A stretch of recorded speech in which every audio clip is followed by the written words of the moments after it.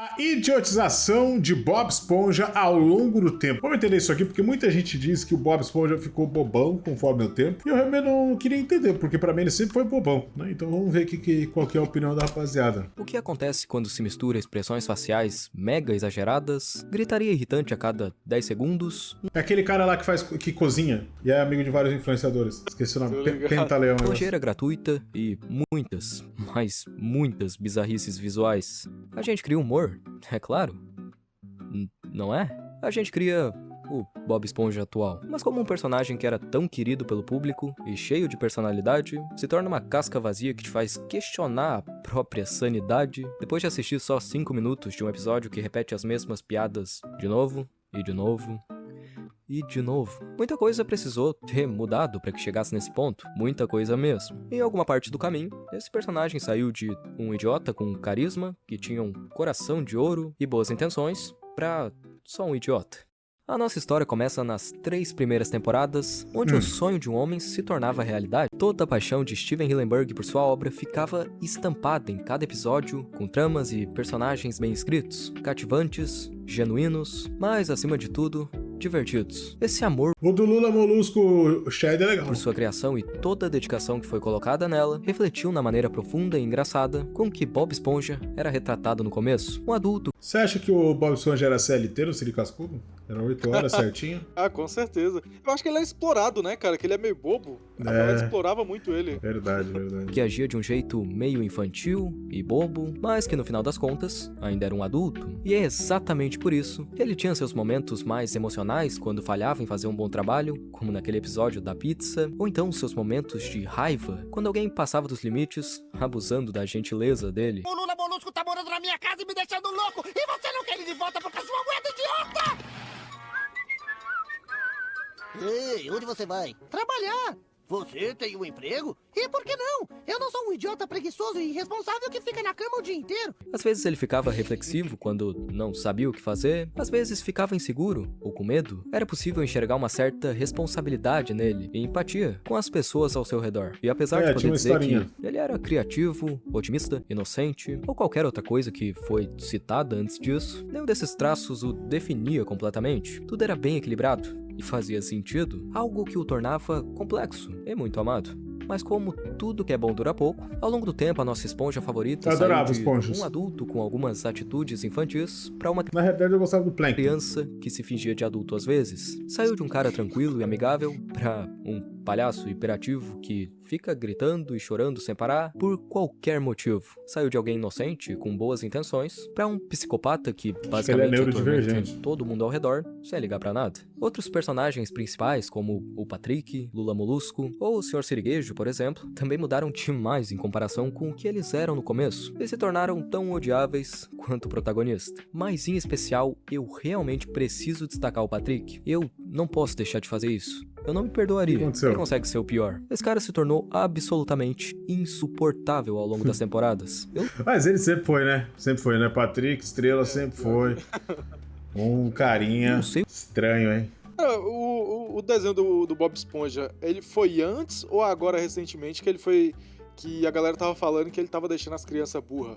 Porque teve essa história também. Eu acho que sempre deixou, mas é recente essa notícia. Meio que se resumia a um bobão, gente boa, que tentava ajudar na maior parte das vezes, e agora chegou em um ponto onde é impossível assistir uma cena em que o Patrick aparece sem ficar irritado, incomodado ou sentindo Ele pular pra desgosto. frente. Enfim, essa diferença do Bob Esponja antigo pro atual é tão brutal que existem muitas artes por aí e até discussões de fãs sobre como os dois jamais seriam amigos se tivessem a chance de se encontrar. E o motivo de errado disso com essa cara. é bem simples. Um não teria paciência pra lidar com o jeito irritante do outro e acabaria surtando. O que iria acontecer é o seguinte: provavelmente o Bob Esponja antigo iria ficar feliz conhecendo uma outra versão dele pelos primeiros 30 segundos e até tentaria ser legal e educado no começo, mas depois de ver o quanto que aquele o Bob maluco Esponja faria? é chato, ele começaria a ficar cada vez mais e mais irritado, até que chegaria um momento onde ele explodiria surtando e gritando pra que o outro, sei lá, calasse a boca, e provavelmente seria isso mesmo.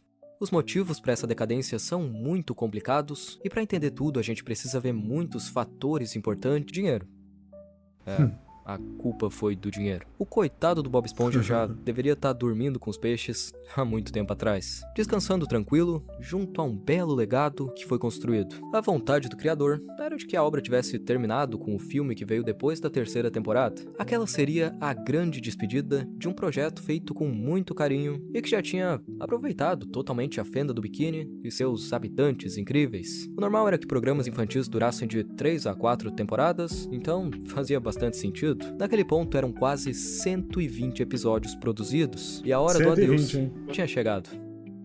Ao menos teria se a Nickelodeon não tivesse planos um pouquinho diferentes. Acabou que aquele não foi o fim, mas sim um recomeço. Um recomeço totalmente sem direção, repleto de erros e com uma falta de criatividade bastante notável. A produção então continuou na 4ª temporada sem a maior parte da equipe original e sem o próprio criador, o que resultou nas 2 temporadas seguintes tendo um tom um tanto Agora faz sentido. quanto repetitivo, mas ainda com alguns episódios decentes ou memoráveis, por mais que fossem raros. Aquele equilíbrio presente nos personagens ia se tornando cada vez mais apagado, e conforme mais temporadas eram lançadas, a qualidade continuava diminuindo. Até que tudo foi, digamos assim, por água abaixo. O que nos leva até esse estado atual. Piadas exageradas e sem nenhuma criatividade, que se resumem a gritos, nojeira e caretas. Personagens se tornando sombras desagradáveis do que foram um dia. O ritmo Mas você de casa já gostava? cada Bob vez Esponja? mais frenético e superficial, que deixa uma coisa bem clara. O foco é manter uma marca viva enquanto ela continuar gerando grana. É isso que eu tava pensando, né? Porque o Bob Esponja é gigante, né, cara? Acho que é por isso que eles Não continuaram. interessa se o Bob Esponja já Com não é certeza. mais o Bob Esponja. Eu lembro que na época que passava o Bob Esponja e passava o Dragon Ball na mesma hora, tá ligado? Eu chegava da escola, passava o Bob Esponja e o Dragon Ball. E meus primos tudo querendo assistir o Dragon Ball e eu queria assistir o Bob Esponja. Eu era criança ainda, cara. Aham. E aí os meninos ficavam chamando de viado que eu gostava de Bob Esponja, não de Dragon Ball. Aí é foda, velho.